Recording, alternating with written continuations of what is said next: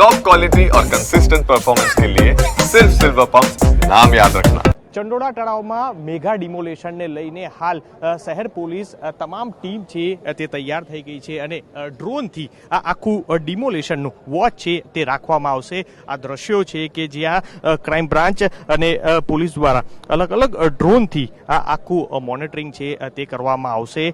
CCTV ના આધારે પણ જે છે તે વોચ છે તે રાખવામાં આવશે। આ જે ડિમોલેશનમાં 1000થી પણ વધુ પોલીસના કર્મી તૈનાત રહેશે।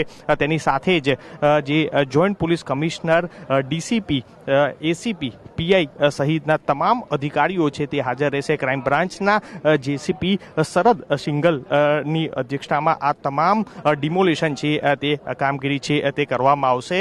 અત્યાર સુધીની સૌથી મોટી આ ડિમોલેશનની કામગીરી છે તે કરવામાં આવી શકે છે। હાલ આ દ્રશ્યો છે કે જે જોઈ શકાય છે કે જે તમામ અધિકારીઓ છે તે અહીં ઉપસ્થિત છે અને 8 વાગ્યાના અરસામાં આ ડિમોલિશન છે તે શરૂ કરી દેવામાં આવશે અને ત્યારબાદ જે 3000થી પણ વધુ જે કાચા મકાનો સાથે જ અલગ અલગ જે ઝૂંપડાઓ છે કે જે ગેરકાયદેસર ચંડોળા તળાવની ફરતે ઊભા કરવામાં આવ્યા છે તે તમામ જે મકાનો છે તેને એક જ દિવસમાં કોર્પોરેશનના મશીનરી દ્વારા તોડી પાડવામાં આવશે।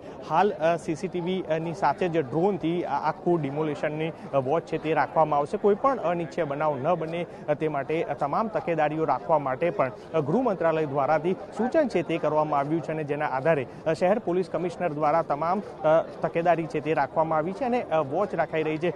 ખાસ 10 જેટલી એસઆરપીની ટીમ સહિત તમામ પોલીસ જે છે કે જે તૈનાત છે, જેમાં 50 ટીમો છે તે બનાવવામાં આવી છે અને આ 50 ટીમો દ્વારા અલગ અલગ મકાનો છે તે તોડી પાડવામાં આવશે।